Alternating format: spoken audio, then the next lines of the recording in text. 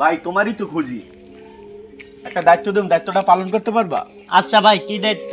আগে তো মসজিদের চাঁদার টাকা ইমরান তুলতো, এখন তো পড়াশোনার জন্য ঢাকায় গেছে। এখন তো চাঁদা তোলার কেউ নাই, আমি একটু ব্যবসার কাজে ব্যস্ত। ভাই এখন যদি তুমি টাকা তুলতে তাহলে ভালো হইতো। আচ্ছা ভাই, সমস্যা নাই, আমি সারাদিন এমনিতেও বাসায় বসে থাকি, আমি চাঁদা তুলবো। যাক, মনে একটু শান্তি পেলাম। এ পর্যন্ত অনেকের কাছেই গেছিলাম, কিন্তু কেউ রাজি হলো না। আচ্ছা ভাই, আপনি কোনো টেনশন করেন না, আমি সারাদিন বসেই থাকি, আজকে থেকে টাকা তুলবো। আমার বাসায় খাতা আর কলম আছে, তাহলে তুমি আজকে থেকেই শুরু করে দাও। আচ্ছা ঠিক আছে ভাই। সবাই শুধু সংসার জীবন আর দৈনন্দিন কাজ নিয়ে ব্যস্ত, কিন্তু মসজিদ নিয়ে কেউ ভাবে না।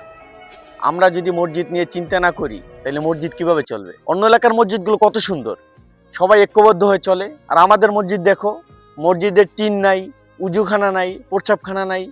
ঠিকই ভাই, সবাই পরিবার পরিজন নিয়েই ব্যস্ত, মসজিদের কথা কেউ চিন্তাও করি না। আচ্ছা চলো, আমাদের বাসায় খাতা কলম আছে, তোমাকে বুঝিয়ে দেই। হ্যাঁ সাহেব, বাড়ির কাজ তো শুরু করে দিছি, একদিন এসে দেখে যান আপনি। ভাই কেমনে যাই, সময় তো পাই না। আচ্ছা ভাই, সময় পেলে আইসেন। ঠিক আছে ভাই, সময় পেলে অবশ্যই আসবো। Put that money in a bank machine. Play that motherfucking gangsta shit. Shoot. আচ্ছা মাহবুজ, তোর আব্বা কই রে? আব্বা তো বাজারে গেছে, কি বলবেন আমার কাছে বলেন।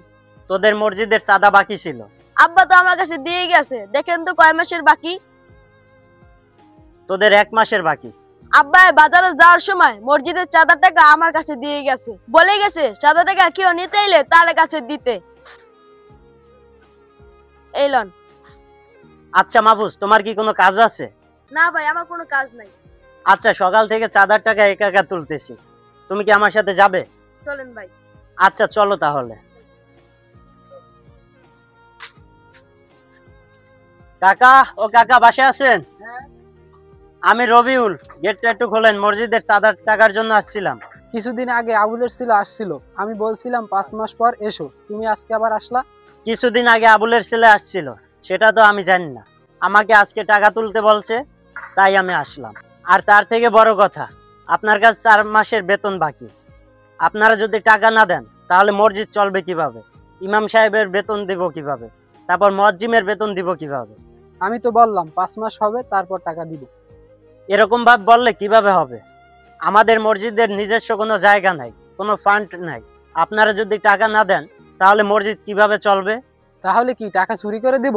চুরি করে কেন দিতে বলবো? তাহলে আমার কাছে টাকা না থাকলে আমি কিভাবে দিব? ভাই, আপনার কাছে টাকা নাই এটা কিন্তু মানায় না। রাস্তার সাইডে লক্ষ লক্ষ টাকা খরচ করে বাড়ি করতেছেন, আর আপনি যদি বলেন আপনার কাছে টাকা নাই। কি একটা ঝামেলা। ভাই, 4 মাসেরই তো টাকা, মাত্র 400 টাকা, তাও দিতে যদি আপনার এত সমস্যা হয়। আচ্ছা ঠিক আছে, তুমি আগামীকাল এসো, আমি যেখানে বাড়ি করি সেখানে বসে টাকাটা দিব। আচ্ছা ঠিক আছে ভাই, এই চল। আচ্ছা দেখছো, এর কি টাকার অভাব? এত টাকা খরচ করে বাড়ি করতে আছে, আর মসজিদে সামান্য 400 টাকা দিতে পারতেছে না। মসজিদ হচ্ছে আল্লাহর ঘর, মসজিদকে অবহেলা করা মানে আল্লাহকে অবহেলা করা, আল্লাহর রহমত থেকে বঞ্চিত হওয়া। মানুষ সেটা বুঝে না, মানুষ ইহকাল নিয়েই চিন্তা করে, পরকালের চিন্তা কেউই করে না। হাসান, তোমার আব্বা কোথায়? আব্বাই তো ফুফু বেরিয়ে গেছে, কি বলবেন আমাকে বলেন। মসজিদের চাঁদার টাকার জন্য আসছিলাম। আচ্ছা ঠিক আছে, আব্বা আসলে আমি বলবো মনে। ঠিক আছে, তোমার আব্বা আসলে তাকে মনে করে বইলো কিন্তু। আচ্ছা ভাই। ঠিক আছে, থাকো তাইলে। 3 কেজি গরুর মাংস আর 2টা ইলিশ মাছ, এইটা হলেই তো হবে। আরে সোহাগ কাকা, কই যান? আরে তোমরা? হাতে ব্যাগ, বাজারে যাচ্ছেন নাকি? হ্যাঁ বাজারেই যাচ্ছি। হ্যাঁ বাতিজা, শ্বশুর শাশুড়ি আসবে তো? সোহাগ চাচা মনে হয় শ্বশুর শাশুড়িরে ভালো পান বেশি। আরে হ্যাঁ বাস্তা, ভালোবাসবো না মানে? আমার শ্বশুর শাশুড়ির সম্পদ কম আছে নাকি? আমার শ্বশুর শাশুড়ি বইলা দিছে আমার 2টা জামাই, যে আমাকে বেশি আদর করবে আমি তাকেই সম্পত্তি বেশি দেব। আচ্ছা যাই হোক কাকা, আপনার মসজিদের চাঁদার টাকা বাকি ছিল তো কয় মাসের টাকা বাকি আছে দেখো তো। কাকা, আপনার 2 মাসের টাকা বাকি ছিল। আচ্ছা ঠিক আছে বাতিজা, তুমি কয়টা দিন পরে আসো। আচ্ছা কাকা, কয়েকদিন পরে আসবো মানে? বুঝুই তো, শ্বশুর শাশুড়ি আসবে, একটা খরচ বরচের ব্যাপার আছে না। এরকম বললে হবে? মসজিদের একটা খরচ আছে না, ইমাম সাহেবের বেতন বাকি, মুয়াজ্জিম সাহেবের বেতন বাকি, এরকম করলে মসজিদ কিভাবে চলবে? ঠিক আছে বাইস্তা, আগামীকাল এসো। আচ্ছা চাচা, আগামীকাল আর মিস করেন না। আচ্ছা বাইস্তা, আচ্ছা বাইস্তা, মানুষ কি টাকা পয়সা দেয়? কাকা আজকে থেকেই শুরু করলাম। কাকা, ও কাকা, কালকে আসতে বলছিলেন। আজকে আসতে বললাম দেখে আজকেই আসলাম। মিস্ত্রিকে আজকে টাকা দেওয়া লাগবে। মসজিদের টাকা তোলার জন্য আমাকে বেতন দিয়ে রাখছেন নাকি, যে আপনাদের পিছনে সারাদিন ঘুরতে হবে? আর তার থেকে বড় কথা হচ্ছে মসজিদের টাকা চাওয়ার সাথে সাথে দিয়ে দিবেন। বারবার কেন আপনাদের কাছে চেয়ে নিতে হবে? শুনেন, কিছু কথা বলি, মন খারাপ করেন না। শুধু দুনিয়ার জন্য কিছু করেন না, আখিরাতের জন্য কিছু করেন।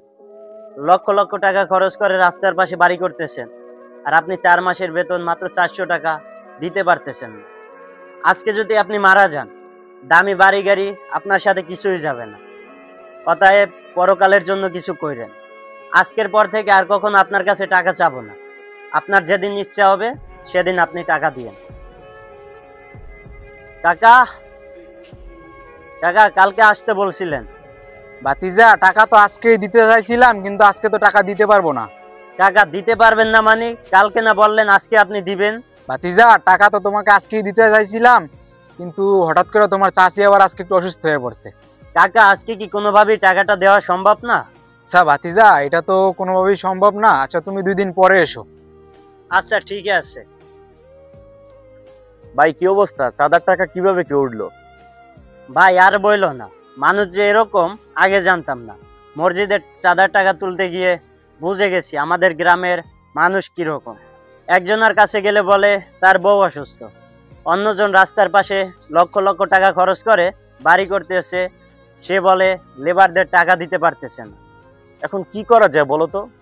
টাকা তো তোলা লাগবে, মসজিদ তো চালান লাগবে। মসজিদের টাকা চাইতে গেলে যত বাহানা। আজকে যদি তাদেরকে গরিব বলি, তাহলে বলবে আমাকে গরিব বললি কেন, আমার কি নাই। টাকার জন্য কাউকে জোর করবা না, যে দিবে এমনিতেই দিবে। সবাই পরিবার সদস্য নিয়েই ব্যস্ত। সবাই যদি মসজিদটাকে নিজের পরিবারের মতো মেনে নিতে পারতো, তাহলে আমাদের মসজিদটাও অনেক উন্নত হতো। আচ্ছা যাই হোক, কত টাকার মতো উঠছে?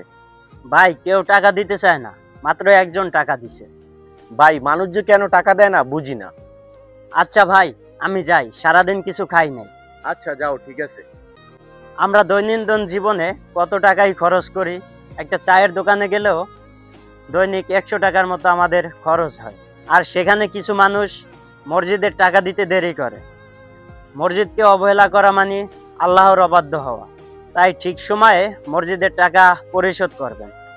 আর আমাদের ভিডিওটা কেমন হলো কমেন্টে বলে যাও। আর সবাই ভিডিওটা লাইক, কমেন্ট এন্ড শেয়ার করবেন।